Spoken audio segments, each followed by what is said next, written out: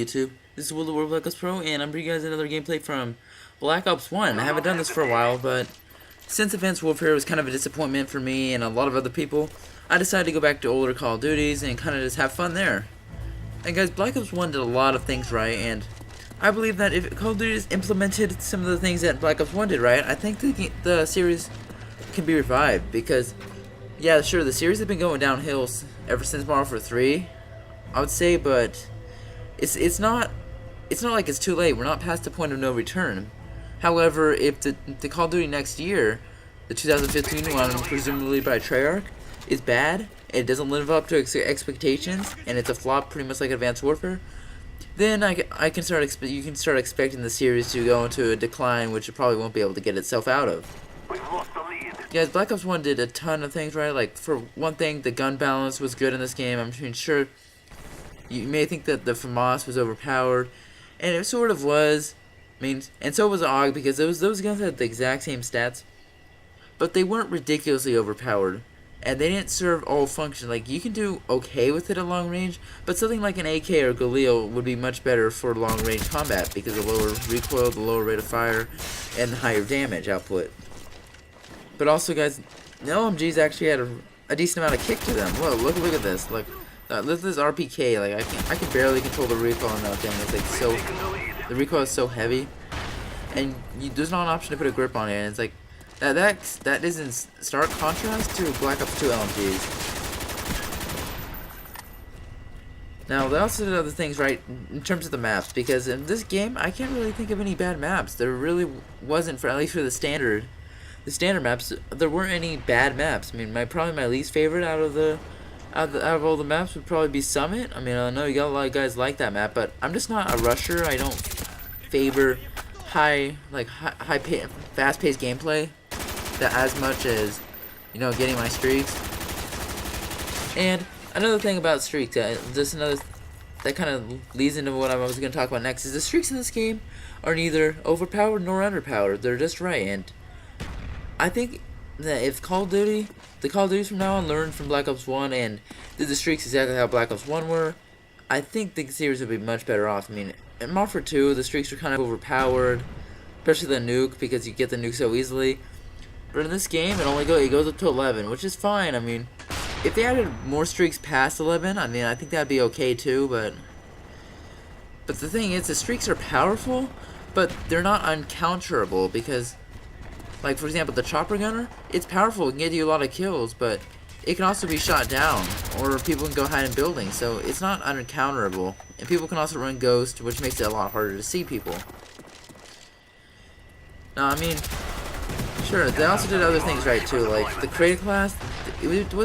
It was actually a good creative class, like with pro perks and things like that, pro perks, and I felt like you got more out of that system than you do with the Pick 10 system. I mean, I like pro perks. I really wish they'd make a return, but I don't know why they won't make a return. It's unfortunate, but unfortunately that's the way it is.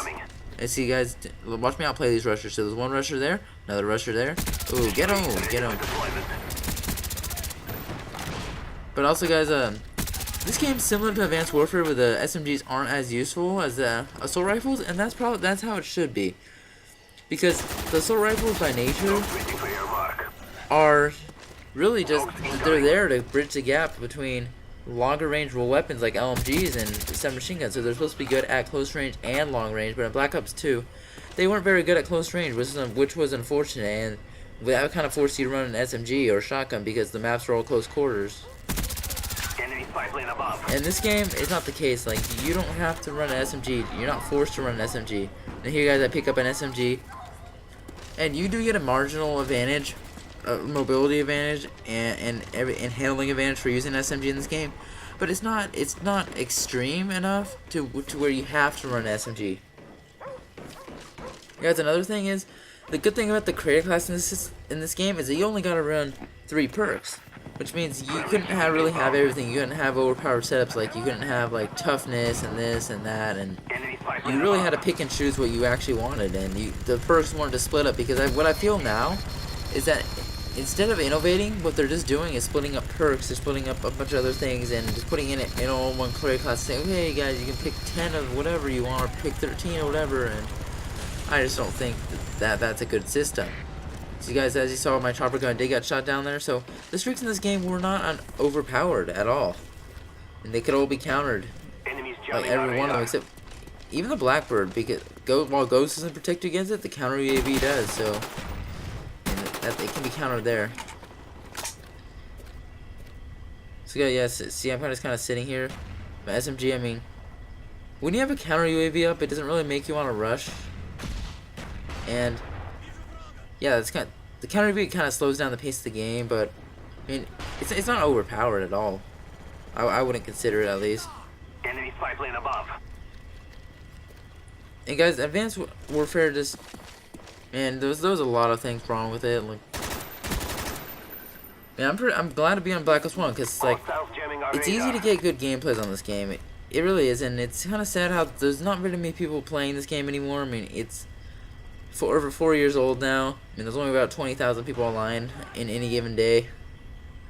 But guys, it had a really long lifespan, even longer than Black Ops 2. And the reason why people think Black Ops 2 has a longer longevity than Black Ops 1 did was because the two Call of Duties after it, with Ghost and Advanced Warfare, didn't live up to the expectations of many people in the community, which meant they went back to Black Ops 2. Enemy care package incoming. But guys, a year after this game, or about a year, in August 2011, there were 650,000 people online in this game.